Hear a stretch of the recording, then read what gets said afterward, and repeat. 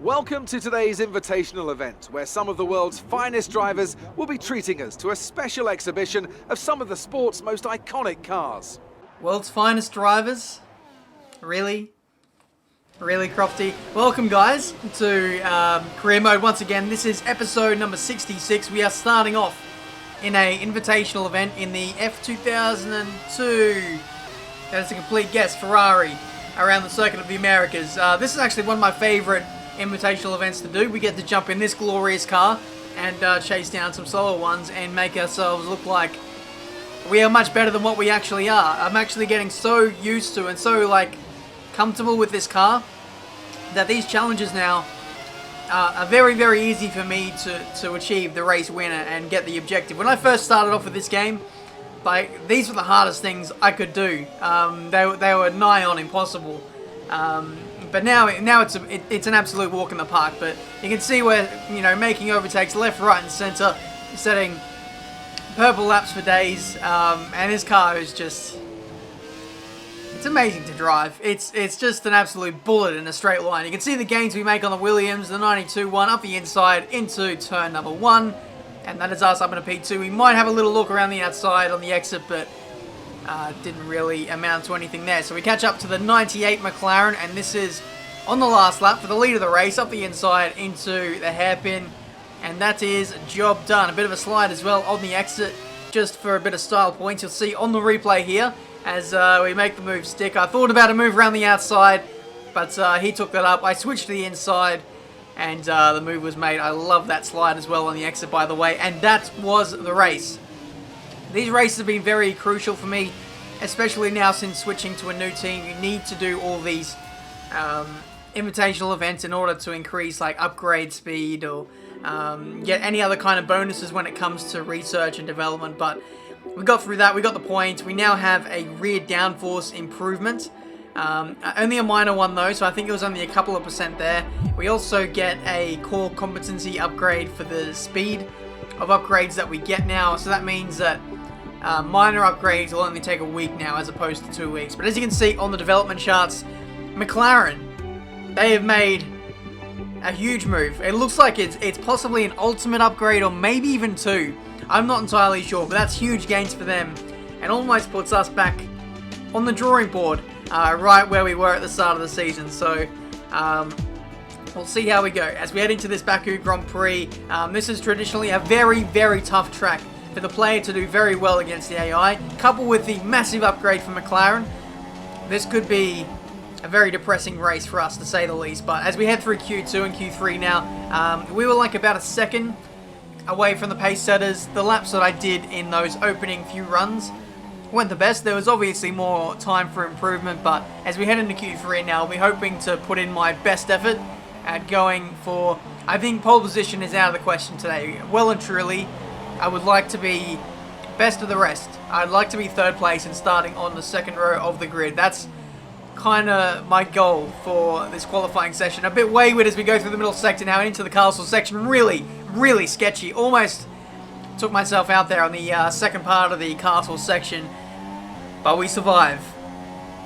This lap has been really on edge, and I don't know why. I was just going hell for leather. I knew I couldn't get pole position, so I just thought I'd go for it over the curb, which is much tougher to negotiate this year on 2017. The Baku City Circuit in general on the 2017 game is just much less flowing, and it's a lot less satisfying than what it was. It was not a satisfying track to drive by any means last year, but this year it's well and truly, oh my goodness.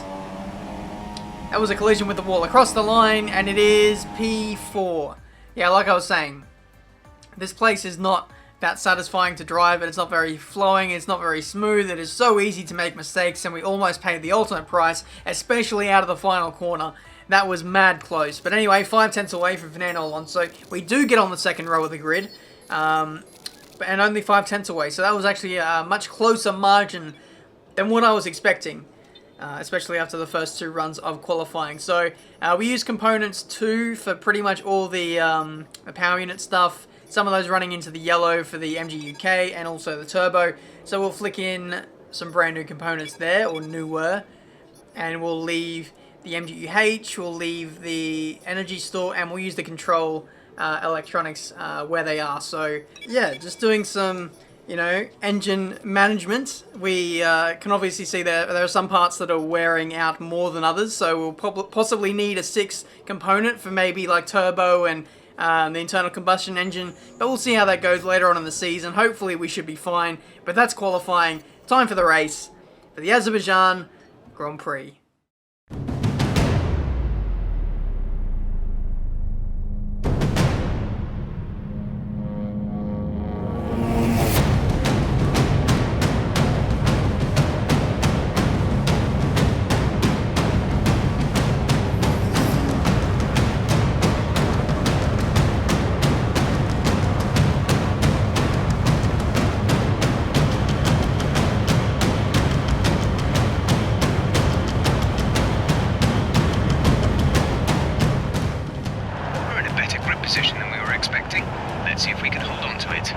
That's the plan, Jeff. Welcome, guys, to the grid for the Azerbaijan Grand Prix. One stop is on the cards today, doing the 2 softer compounds, I believe. The mediums are on offer, but you absolutely do not want to touch that compound with a 10-foot pole because it's so damn slow around this circuit. The rear traction is just nowhere. So as we set off here on the formation lap, hopefully, I think the goal for today is really just damage limitation. Just try and minimize the amount of points that Fernando and Stoffel are going to gain on us in this championship, and hopefully get on the podium. Maybe we might get lucky and there might be a crash for the leaders or something like that. Reliability, we'll have to wait and see. 5 red lights for this Azerbaijan Grand Prix, and we are underway. Let's see if we can get up the inside of Lewis Hamilton as we head into turn 1. He has the outside and the more flowing run. He doesn't get a nice exit though. He gets a bit squeamish and presents a slight opportunity for us up into turn 2. It's still side by side for the two of us. Not a great exit for either of us, to be honest. And we've already, in the space of just 2 corners, the McLarens have got away. But we'll see if we can get 3rd place. Nonetheless, around the outside of Hamilton, let's see what we can do. Gives us a bit of a squeeze into the wall like I got in yesterday's public lobby. But it's fine. It's 3rd place. Job done. I think Valtteri Bottas was having a go at Hamilton as well, but he manages to maintain that position for the moment. So for us, it's all about just trying to run with the McLarens for as long as we can. But you can see these 2 guys running side by side, actually contesting for the lead. Is Stoffel Van Dorn around the outside through turn 1. He might get the move done. He has in fact got the move done. He now leads this race. This is huge for Stoffel Van Dorn's career because he's been ousted by Fernando Alonso in just about every race so far. But today, he's actually managing to stick with him. Team Radio. Some information on Alonso. They have some kind of mechanical problem. Oh, well, now it makes perfect sense. Now I understand why Stoffel is able to run with Fernando. He's got a problem of some kind. We don't know what it is, but we'll see on this start-finish straight whether it's a problem with straight line speed. It could be braking. Braking is a pretty common trait for the AI to have problems with, but here goes Stoffel into the lead of this race. Fernando has problems, our championship leader and rival, and now he's falling into our clutches as we briefly, for like literally half a second, set the fast lap of the Grand Prix. Team Radio. They all counted, I will overtake. They will pass me in the next lap. I have no protection now. There may still be retirements later in the race. We need to make sure we can still fight for positions at the end. Yep, Fernando with huge problems, absolutely huge. It looks like he might not even finish this race, such is the severity of this problem that we don't even know what it is. But we're in the slipstream, no DRS. We might slide up the inside into that left-hander. It's not really an overtaking zone. We have to stick behind for now. We know he's slow, and we'll just take this cautiously, nice and easy. And there we go, up the inside, into 2nd place. That is our championship leader and rival dealt with. And hopefully Alonso can get overtaken by Hamilton as well, which he does. Wow, what a turn of events this has been. Baku, the Azerbaijan Grand Prix. I was expecting a massive leak of points to Fernando, but now we find ourselves in front of him and a car in between the 2 of us. So this could well be the race where we take the championship lead, and might even be a major turning point in us getting our 2nd World Drivers title. We'll have to wait and see though, but as we carry on to lap 4, now the next target is Stoffel Van Dorn. We know the McLaren is still very, very beastly, but with that massively long back straight and rich revs for us, low downforce as well, we might be half a chance of catching him. But as the laps wore on, I quickly realized I was just not on the same level as what Stoffel was, so I decided to stick it in lean revs here, let Lewis Hamilton go through because he was really stalking me quite heavily. So I thought if I let him go, I'll let Lewis Hamilton punch the hole in the air, I'll get the slipstream, the DRS, and I'll just run with him because he's faster than what I am as well. So hopefully that strategy can work out, and we can start to make some inroads on Stoffel Van Dorn. Alonso is still getting overtaken by cars. Sergio Perez has now moved up into P4, so it is really not working out for the Spaniard. But Lewis Hamilton pits now on lap number 8. To be honest, I don't know what kind of impact we made on the gap to Van Dorn. If anything, it might just be the same. But Alonso actually sets the fastest lap of the Grand Prix. He's now overtaking Kimi Räikkönen now for what I think is P5 or P6. So I think maybe that issue is sorted now. Because look at the straight line speed that he's got up against Räikkönen on the straight. The Ferrari is no slouch when it comes to straight line performance, and Alonso just kind of breezed past him there. But as we cut on to lap 9, Stoffel Van Dorn makes his first and probably only pit stop of the day. I'm assuming that the AI will do the one stop as well. It is fairly easily doable around this racetrack, but yeah, we're going to respond on the very next lap, and we're going to put on the soft compound tyres to run to the end of the race. 50% on the rear tyres. This track is always really tough on the rear tyres, so if you can be nice and smooth and progressive, you know, with the throttle, especially through that middle sector, then your tyre wear will be pretty good, and your pace will be pretty good at the end of stints as well. But into the pits, we're going to move the downforce down to 1, so that we can get a little bit more straight line speed. I felt like the extra downforce I was running was wasted just a little bit. But into the pits now, you can see Alonso has made some huge gains on us in the last 2 laps since clearing some traffic and getting back into the podium positions. A bit of a slow stop there, held for Räikkönen in the fast lane. We get in front of Alonso, only just, but I think he jumps Räikkönen as well. Yes, he does. So as a rejoin on the track, we will rejoin behind Hamilton and behind Stoffel. It might be behind Perez as well. So a lot of work to do for the second half of this race. We just get out in front of Jolie and Palmer, who hasn't made a stop yet. I'm not too sure about Perez. He might have already made a stop. He might have gone for the undercut as well, just like Van Dorn and Hamilton. Very interesting to note that Hamilton is also on the mediums as well, but we'll catch up to him later. But meanwhile, we're running side by side with Alonso into the approach to the castle section. So Alonso, after recently putting on a new set of tyres, looks very, very threatening. All of a sudden, he goes up the inside again into this corner, and I decided to have the inside for the castle section, so we'll maintain this position fairly easily. We think there's a viable strategy change available to us. Would you like to keep to the current... What just happened? What the hell just happened? We were running side by side with Fernando Alonso into the castle section. I did not think in a million years he was going to pull that off, or at least even attempt the move, because it's a one-line corner through the castle section, and now we've lost our front wing. We have lost our front wing. What has happened to Fernando? You can see he goes round the outside really late under brakes. He's lost his front wing too, but it's actually not as bad damage as what I've got. But either way, we both have to pit into the box now, change the front wing, and rejoin the race where we were. I'm sorry I didn't react more to that. I was actually just shocked. Completely shocked that Alonso attempted that move around the outside into the castle section. Like I said, it's hard enough fitting one car through there, let alone 2. Alonso on the outside, I thought he would have backed out every day of the week. I would have thought he would not have attempted that move, but he did. And we're now both down the order, pretty much last place for me. Alonso rejoins in front of that massive train of cars. So that's a massive free kick for him in this race. I've got to do a lot of overtaking, and this is going to cost me a lot of time. Whereas Fernando can just soar off into the distance and chase down the guys inside the points. So all of a sudden, this race is completely turned on its head. We thought we were going to finish in front of Fernando with him having a reliability issue. It's now fixed itself. We crashed, and now it's a race to get back inside the points and see who can score more out of the 2 of us. We are level on points, by the way, myself and Fernando. So, yeah, I don't know what to say. I really don't know what to say. If I had my time again, I might have just let Fernando go through.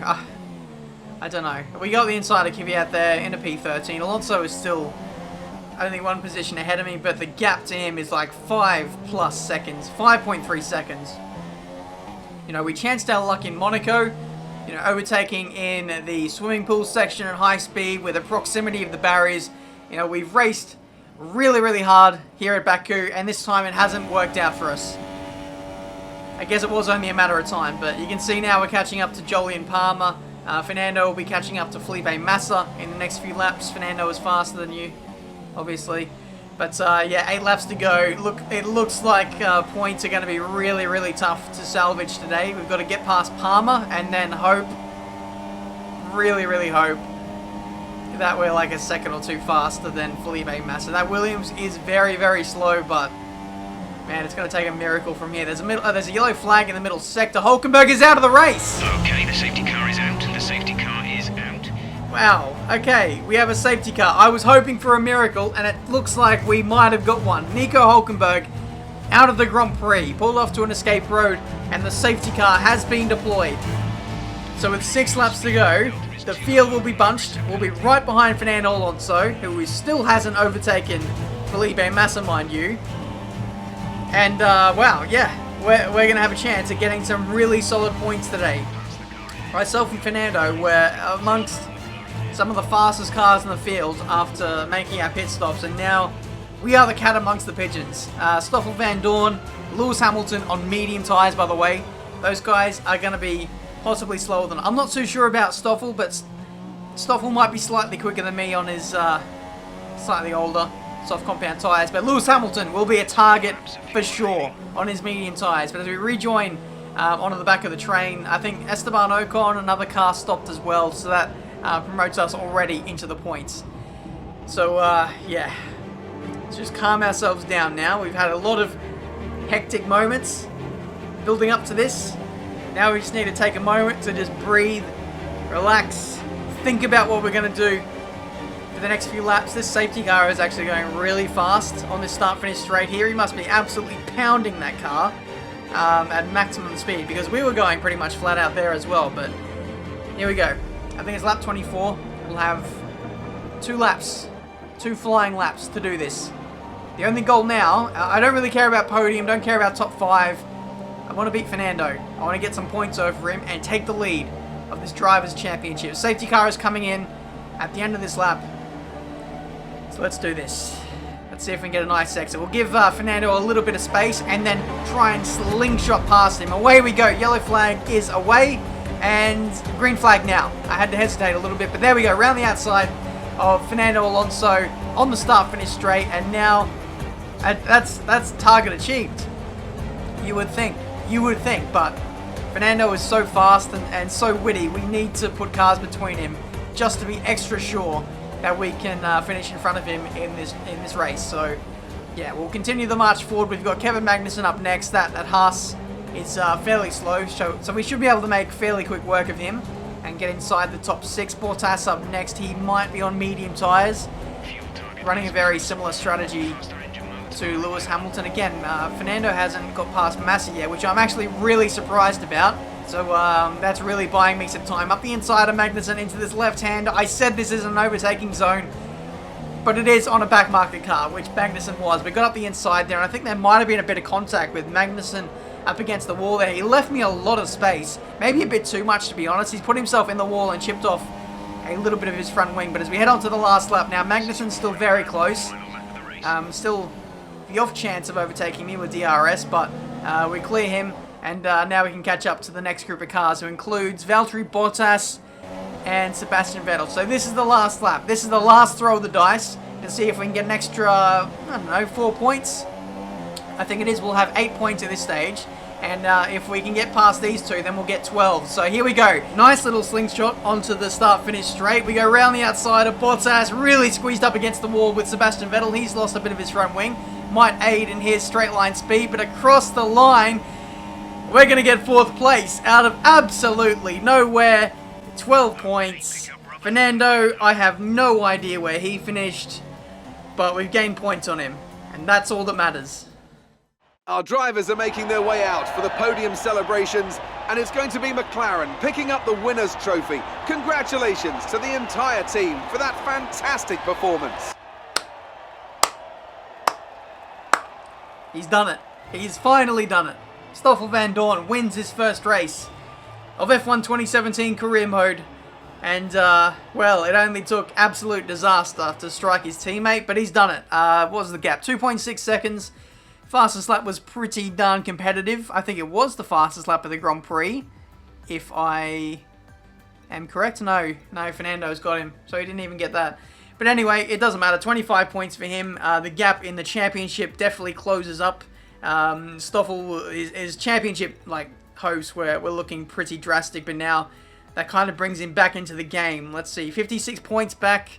It's still quite a huge margin, but for us, awesome result. 8 points over Fernando, and for the first time, we actually take the lead of the championship. I said we might have taken it in the last episode. We only drew level, and Fernando, by way of default, by how many wins he had, he still had the lead technically. But yeah, Constructors still second. No way we're going to catch McLaren, not unless Daniel Ricciardo can find at least half a second in terms of raw performance. We beat Kimi Räikkönen in the rivalry. That's actually a pretty huge achievement because we don't win the rivalries all too often. We either lose or we draw. So yeah, good result there. Pit stop efficiency has been improved. We've now done a certain amount of pit stops, which reduces it by 10%. So that'll definitely help us in the races. But guys, that is the episode for today. The Azerbaijan Grand Prix. Ultimate upgrades heading the way of McLaren, and still we managed to gain points in the championship. Absolutely mad. We're going to do a downforce upgrade, front downforce, which will be heading our way in time for Spa, I think it said. So a long time to wait for that, but good to see that we are now starting to make some inroads on the R&D side of things. But there we go. Thank you so much for watching, guys. Leave a like if you enjoyed. Subscribe to the channel if you're new. Let's see plenty more F1 2017 videos. In terms of winning this championship, is it more likely now? Let me know. I'd be eager to see if your mind has changed from the last time I asked this question about 3 or 4 races ago when Fernando was on his massive winning streak. But yeah, that's it for today. Thank you so much for watching. Until the next race, I believe, is the Austrian Grand Prix. I'll see you next time.